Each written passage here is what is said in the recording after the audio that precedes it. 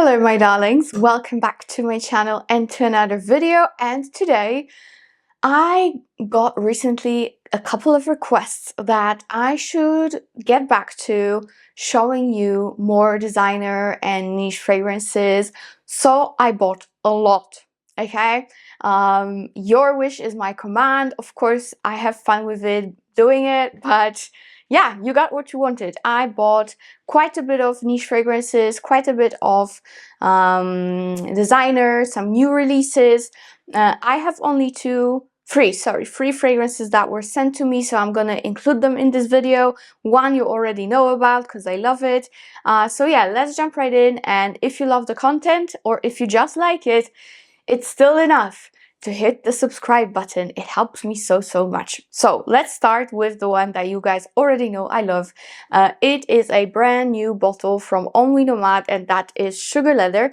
Sugar Leather is definitely in my top three from Nomade, and I'm so happy to have it because I am on my last legs when it comes to my old bottle. So this is Sugar Leather, and Sugar Leather of course is the most beautiful oriental leaning sugary, leathery slightly fragrance, but do not be afraid of the leather here because it is so smooth and subdued. It's not going to smell like, you know, a leather bag. Nothing like that. It's just a very beautifully done, smooth but potent fragrance that I just love and my boyfriend loves. That's why we used up the bottle almost entirely, because we used it together. So Nomade, Sugar Leather, it's always a win. It's always going to be in my top fragrances for life. And yes, I know I should do my for life fragrances, but it's so hard that I keep postponing it because it's so hard to wrap my head around what would I choose for just 10 fragrances. So yeah, maybe I'll do it. I promise I'll do it eventually, but I just have to really prepare, all right? So yeah, but just so you know, Sugar Leather will surely be in my for life fragrance. It's so long lasting. It is unisex, but doesn't lean too masculine at all. It leans gourmand, it leans sugary, and it has that beautiful, smooth, woody, ambery, a little bit leathery base that I just am here for. It's so gorgeous. All right, another niche fragrance that I actually wanted for years, and on one hand I'm super happy that I have it, but on the other guys, I am a little bit upset about the state of it because I paid so much for it, and I have an issue. Okay, I have an issue. So I just bought Bond number 9 Greenwich Village, and I might do a scent comparison because I have a dupe of it and I love it so much that I decided to actually get the OG as well, so I can compare it here on YouTube and also, you know, have it for myself because I love the scent profile. So this is the bottle, and even though I paid so much money for it, it's one of the more expensive fragrance here in this haul, if not the most expensive one. Look at what happens to the cap. Like, the whole metal thing that should be right here is inside of the cap. And it's so annoying. I cannot close it properly. I will have to really have an open heart surgery to take this off and to put it in here correctly. So that's a massive bummer for me because, again, it's such an expensive fragrance, and I know things can happen, but in this case it really shouldn't. I love the box though. It's like a crocodile box, just like a bottle. And yeah, it's really pretty. Let me just use a card that's in here for my tester strip. So in Greenwich Village, we've got lychee, which I love. We have cassis, we have mandarin orange, we've got water lily, peony, and jasmine. And in the base, we've got ambroxan, praline, musk, vanilla, and oak moss. And many people compare it to Baccarat Rouge, and I do get that comparison in a way. because it does have slightly a vibe of it, you know, that oak moss with ambroxan and that praline. Yeah, it does give you that slight Baccarat Rouge DNA in here, but it's so much more than Baccarat. It's very fruity, very fresh. The lychee and mandarin orange, they do the magic here. They really, really do. You also have that beautiful peony and water lily, which I love. It makes it so much more feminine than Baccarat Rouges, even though in my honest opinion, Baccarat is a feminine scent, but that's just my opinion, okay? But this one is like 100 times more feminine. It's so, so beautiful. It's so easy to wear. It can easily be a signature scent for any occasion, any time of day.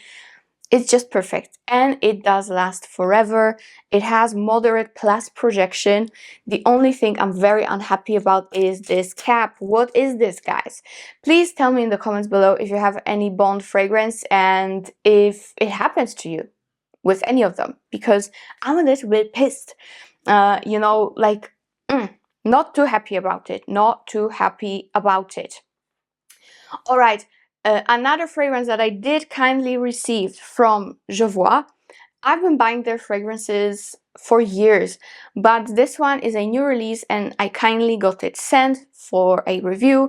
So this is called Aqua Memoralibis. And again, newest release. This one is a clementine, citrusy, ambery, peppery goodness. This starts off with bitter orange and clementine and grapefruit. So you have a massive blast of citruses, but sweet citruses. Then you have clementine again and black pepper and violet, which violet will give you sweetness. And in the base, you've got sandalwood, amber, vetiver, cedarwood, and musk. And it is definitely going into a very woody territory as it starts to dry down. And I would definitely consider it a unisex scent. This is for all my citrus lovers. If you love refreshing scents but with a bite of the pepper and some nice woodiness, then you will absolutely love it. The grapefruit is very prominent, so is the clementine. You have it 2 times here in the notes. So it's very, very beautiful. It's very beautiful, and for a citrus scent, it's beautifully done, I must say. I would consider it a typical citrus woody. Many people compare it to Basso from Sospiro and also Isola Blue from Roja. With Basso, I do agree because I smelled Basso a couple of times. With Isola Blue, I cannot say because I don't remember how it smells, but as a standalone fragrance, this is truly so pretty if you love citrusy woody scents. For all the people who love Chanel Chanson Fresh, you check it out because they have a similar vibe. If you love one, you will surely love the other. So it has moderate performance, around 7 hours of wear with moderate projection, but for citrus, it's still very, very good. So that's what I kindly received. Next one that I bought is something that I'm so late to the party.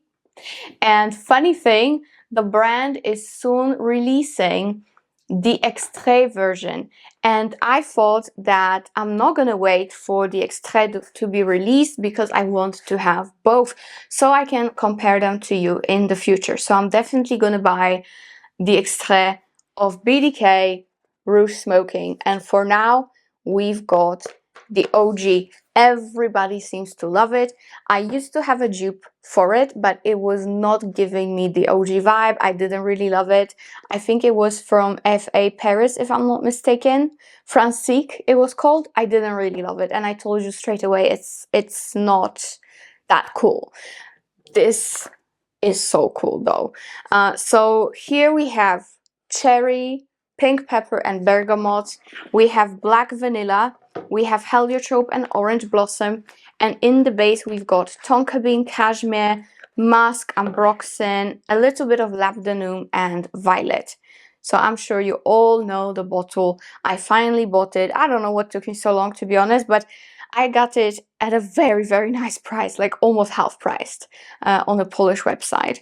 So yeah, that's BDK Rouge Smoking. And even though it does have cherry to it, to me it is so much more than just a cherry. To me, it definitely leans very heliotropy, very tonka, and and very sneezy, as you probably can tell. I love this. I love this. It's so sexy. It has that nice slight kick from pepper, and the cherry is very sweet and very luscious and very yummy. And then you get a very heavy blast of vanilla and heliotrope and orange blossom, which gives you a very feminine yet darker, powderier vibe. In the base, you've got loads of that tonka and loads of cashmere wood to my nose. I love it. There also is some violet that gives you that powdery sweet touch. I don't mind it at all. It's beautiful.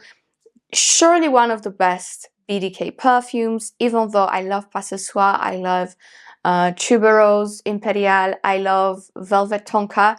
I would say if you want something a little bit more wearable than Velvet Tonka and also more sexy, I would go for Rouge Smoking. On me, the longevity is very good. I know some people struggle, but I get good 7 to 8 hours with moderate plus projection. So it's not that bad at all. So yeah, Rouge Smoking finally in my stash. Very happy to have it. Alright guys, I kinda got influenced by my friend Aisha. She recently purchased this fragrance and she was very much happy about it. So I was like, okay, let's listen to the wise one and let's get Libre Flowers and Flames. This is the newest release from YSL. And this one is pretty much like Libre, but with coconut and some palm tree, if I'm not mistaken. I really love the color of the juice this time.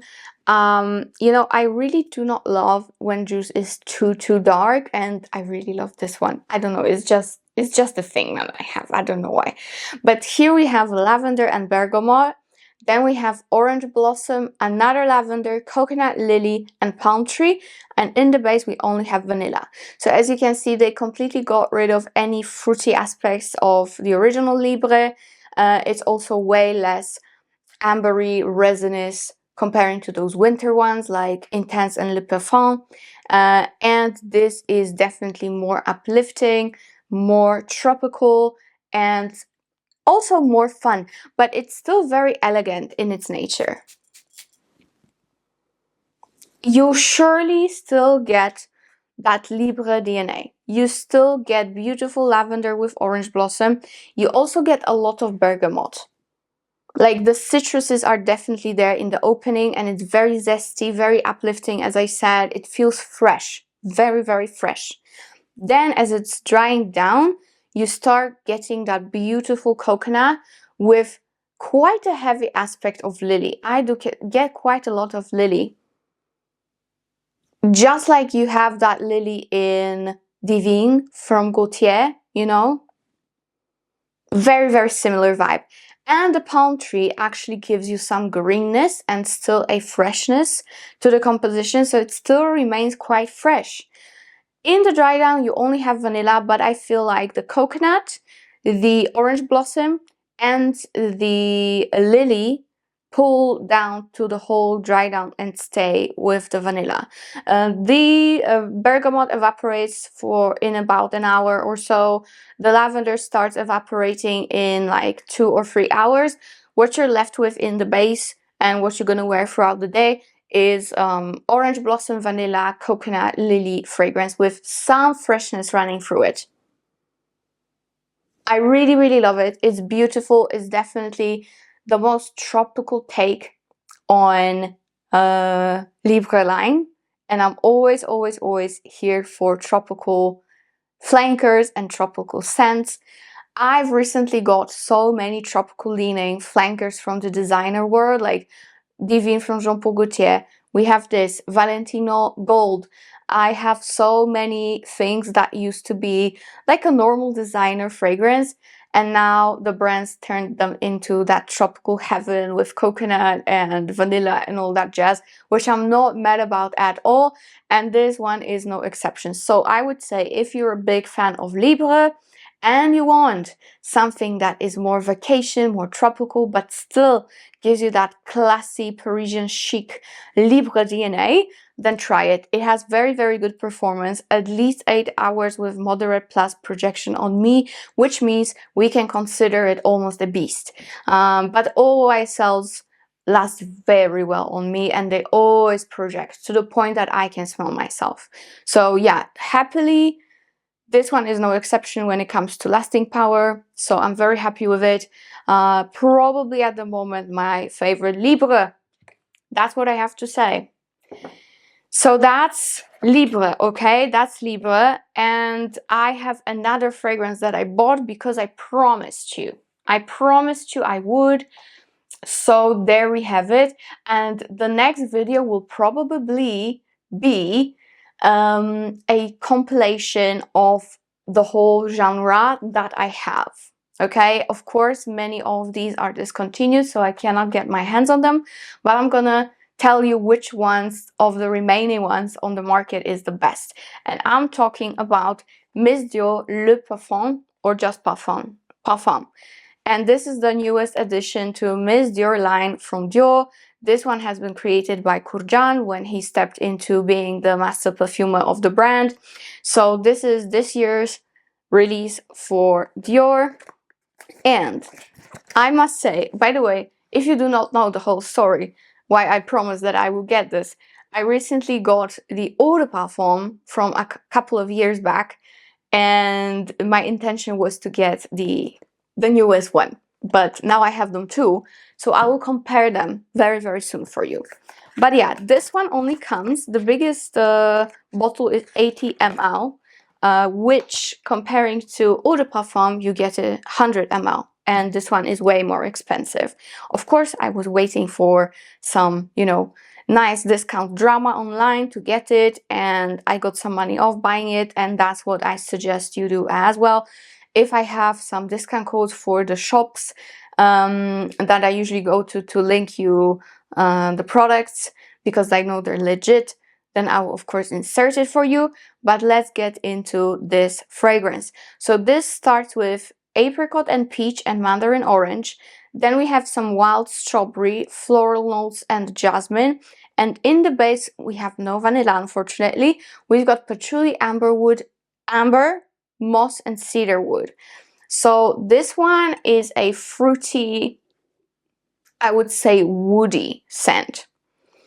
And I really like it. I really like it. It definitely has way more strength than the other one. That's for sure. And it definitely has the most resemblance to the original Miss Dior, Miss Dior Cherie, and Miss Dior from 2017, but that we will discuss in another video. This one is a great scent. As I said, the Eau de Parfum is good but didn't wow me, whereas this one I'm extremely happy to have. I love the wild strawberries accord, which gives you that reminiscence of Miss Dior Cherie. I love apricot and peach that are not too much. You guys know I'm not biggest friends with apricot. We small talk, but we don't get into deep conversations. So to have it, but to have it subdued is perfect for me.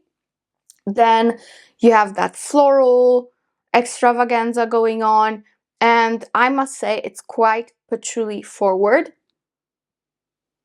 But again, this is that patchouli that Dior got us used to. It's beautiful. It's not too earthy.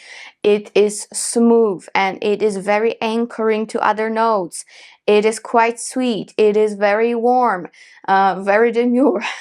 It is also quite similar to the patchouli that you have in Coco Mademoiselle, right? So this patchouli, if you like Coco Mademoiselle or Miss Dior line, it's not going to be too offensive for you because you're probably already familiar with it. But I love it, and what I get the most are peaches and wild strawberries and amberwood mixed with a very nice, strong yet smooth patchouli. It is beautiful. The longevity, I must say, is amazing. Amazing. This will last you for the whole day until the late evening, from the morning to night. So Miss Dior Parfum, very, very nice fragrance. I'm happy I bought it because not only I have now sisters, but also I feel like it's worth having. This one, it's truly 100% worth having on your shelf. So that's from Dior. And now I have last big bottle to show you, and two samples of fragrances that I wanted to remind you of or talk about like for the first time. So the last fragrance that I got, I actually did receive it. This is the last fragrance that I didn't buy. I did receive it from the brand Tomavicci. It's the second fragrance that they kindly sent to me. The first one was Empyrean, which is like the best Delina vibe, but with strawberry. Highly recommend it. This time I have Zenobia. And Zenobia is their best seller. And for a good reason, guys. For a good reason. First, the box. Like, look at this.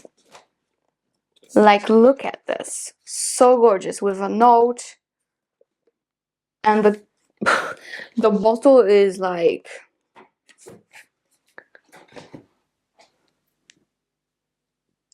insane, right? Insane. No words. It is just gonna make your vanity look luxe. So in here, we've got blackcurrant and orange blossom, vanilla, Turkish rose, jasmine and orchid. And in the base, we have quite a heavy base. We have amber, saffron, leather, cedarwood and oud. So this fragrance, for me, is mainly a powdery scent. It does lean quite powdery. And what I have to say, it's like a powdery version of Mula Mula from Byron, or a powdery version of La Capitale from Zerjov. That's what it is to me. I wear it constantly since I got it. My boyfriend wears it, although I do have to say, no baby, this is not a guy's fragrance. This is way too sweet for a guy. I know many men wear Mula Mula, but the difference is that Mula Mula has more of a prominent oudiness, and also is less powdery. And here, this is like Mula Mula, but done very feminine, like extra feminine. This is very powdery. You have that blackcurrant, yes, you have some fruity touches, it's very sweet, it's orange blossomy, it's beautiful. When I got it and haven't read the notes yet, I was absolutely positive that there's a lot of vanilla, praline, tonka, whatever, but there's a lot of sweet notes, and actually there isn't apparently. But it is giving me Mula Mula with praline and vanilla and powderiness. That's how I can describe it. It's absolutely phenomenal, but on the girl. I'll be honest, like, guys, stick to your Mula Mulas, even though I wear Mula Mula constantly, and to me it's also more of a feminine fragrance, but I can see that some people see it as unisex. I can see that. This is straight up feminine, and the projection and the longevity is a monster. Like, this gives you 10 hours plus of wear and strong, truly strong projection. When you spray it twice on your body, you're actually, probably for most people, that will be more than enough. And when my boyfriend sprayed himself in the morning, and a couple hours later I got back home, I could still smell it in the room. So this is a monster, truly a monster. So if you're quite sensitive to fragrances, be aware that this is a very strong scent. It might be cloying to some, but is it a masterpiece? Yes. Does it remind me of La Capitale or Mula Mula? Definitely, but it's more of a blackcurrant vibe instead of that peachy vibe that Mula Mula has, and it's also more powdery. But other than that, it's phenomenal, absolutely beautiful. And if you love stronger fragrances, then this is for you. Okay, so I have two more fragrances I want to talk about, but these are just samples. But these are not my first samples. So now I can actually speak about them more since it's another sample that I have. First one is Tom Ford Café Rose. And this is a newer release. It was released a year ago. And it got some hype online, but it died down very quickly, in my opinion. This is Turkish rose and coffee, Bulgarian rose, patchouli, cardamom, coriander, ylang, frankincense, and sandalwood. This is not a sweet fragrance. It's very rosy and the coffee is super raw. Like no sweetness at all. This is like a very, very strong, dark coffee beans that you wouldn't even like to drink, to be honest. Like very, very strong, almost bitter. You also get that patchouli, cardamom, coriander, ylang, definitely in the mid. And overall, I must say I do not like it very much. I do not like it very much. I mean, I would say it's a very nicely done fragrance, okay? It has an interesting structure, I guess, like it does lean quite Middle Eastern, but it's still contemporary. You know, it's not a bad fragrance, but I would not wear it. Simple as that. I just would not wear it. It's not my cup of tea, so if you have a similar taste to mine, then you probably will not love it either. At least something that I did fall in love in summertime. But you guys know I have so many fragrances like this in particular that I feel bad even thinking about purchasing it, but I really like it. So that is Fame Intense from Rabanne. And Fame Intense has solar jasmine, incense, and sandalwood cream. And I am more than sure that there's coconut, that there is some maybe vanilla. There is definitely way more of like tropical beachy notes than what they are telling us. There is no chance that there's just solar jasmine, just opulent incense, and just sandalwood cream. No. You definitely get some coconut, definitely. And in my opinion, you also get some vanilla. And it is quite similar to Yara Toast, but done in a smokier, woodier way, alright? It is similar to Tiger Lily, but way less fruity, actually no fruity, no mango, but the dry down is similar.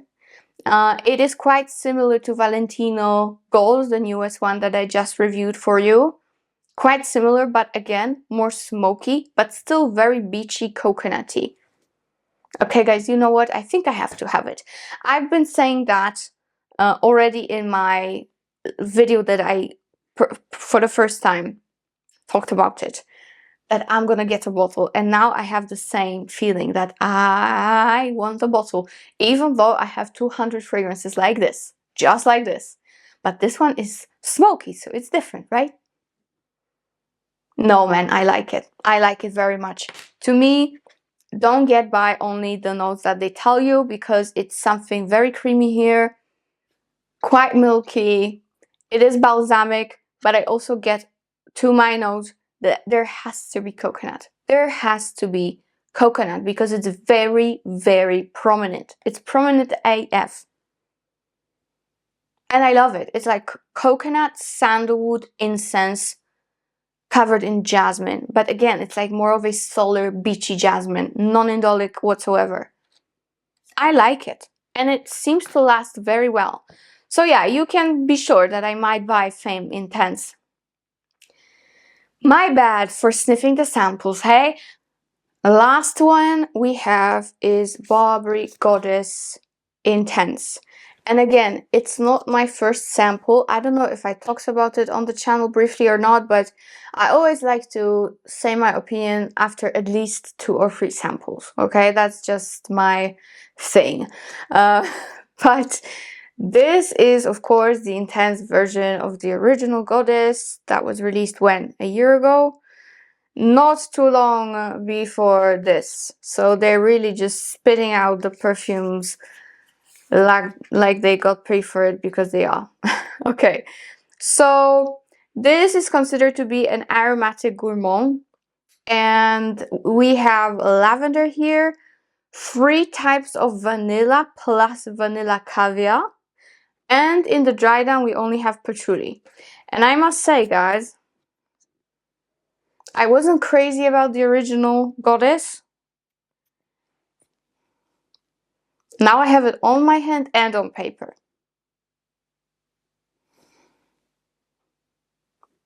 Original Goddess was more vanilla, less lavender. Okay, the proportions were vanilla, lavender. Here we have lavender and vanilla. You get what I'm saying? I hope I make sense. I hope I'm not that annoying, but I'm just trying to prove my point. Yeah, it's so extremely lavender that the vanilla is just hiding behind the lavender. Then it starts to slowly pull through. But guys, this is mainly a lavender fragrance. Sweetened up by vanilla, yeah, okay, sweetened up by vanilla. Sugared and sweetened overall by vanilla. But this is lavender. It's like a big lavender flower pot, and all around it you have those little sugary vanilla fairies just sprinkling the sweetness on it. This is how Burberry Goddess Intense smells. And I must say, would I wear this fragrance? I'm not sure. But I think what they finally did was something unique in the designer world. It is not a plain, boring fragrance. It has something to it. It has essence. It's lavender essence, to be exact, but still, it has a soul. I know the story. I know what it is about. It's about the lavender fields. But not in an aromatic, like English fields way. It's sweet and inviting and cozy. It's almost like you were drinking a lavender tea sweetened up by lavender honey. That's the effect. But at least I know the story here. Because with some perfumes, I don't know the story at all. For example, Eau de Parfum is Dior. I told you, it's a nice scent, but I don't see the story here. Everything is a little bit of a mishmash. And here, at least, you have legs and heart and a soul and a head. Again, everything is lavender, but at least there's body to it of some sort. So I'm not gonna negate it. I think I would, but I'm not. I think at least there's something different in here. It's not similar to Montguerlain. Montguerlain goes more into aromatic territory, more sweet floral, and also it's more powdery. This fragrance is not powdery. This is not powdery. It's a lavender with subdued sweetness of vanilla. The patchouli, just an anchor. I don't get much of it at all. At all. It's not for everyone. That's for sure. It's not for everyone. Absolutely not. If you do not like lavender and you're just tempted by the heavy dose of vanilla that they describe the perfume as, you're gonna be disappointed. You're gonna be disappointed because it's mostly a lavender. The vanilla is just a sprinkle. Like I told you, it's a lavender bush with vanilla fairies sprinkling the sweetness on it. That's how I feel about it.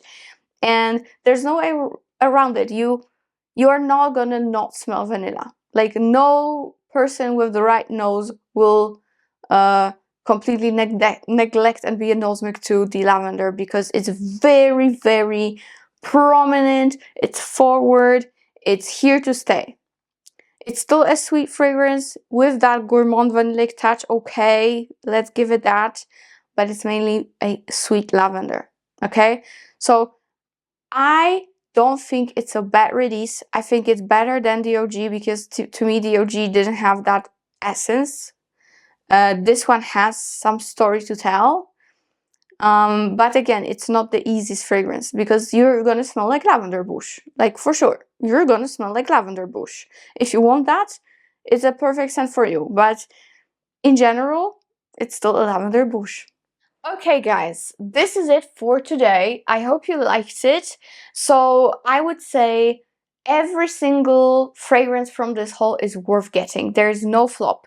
Like Sugar Leather, you guys know I love so much, and it's always be my #1 when it comes to Oriental leaning gourmands. It's my #1. And I have a discount code for only Nomade. Then this Tomavicci, again, it's like Mula Mula / Capital from Zelzhov, but it's just less fruity, more powdery, and more sweet in my opinion. Amazing, 10 out of 10, and monstrous performance. Then we have Greenwich Village. The scent and the performance I love, but I don't know why I have such a bad luck with this cap. We will have a surgery at home because we need to rescue this baby from its own failure. But the scent, 11 out of 10. Rouge Smoking, happy to have it. It's beautiful. I've always loved it since I smelled it for the first time years ago.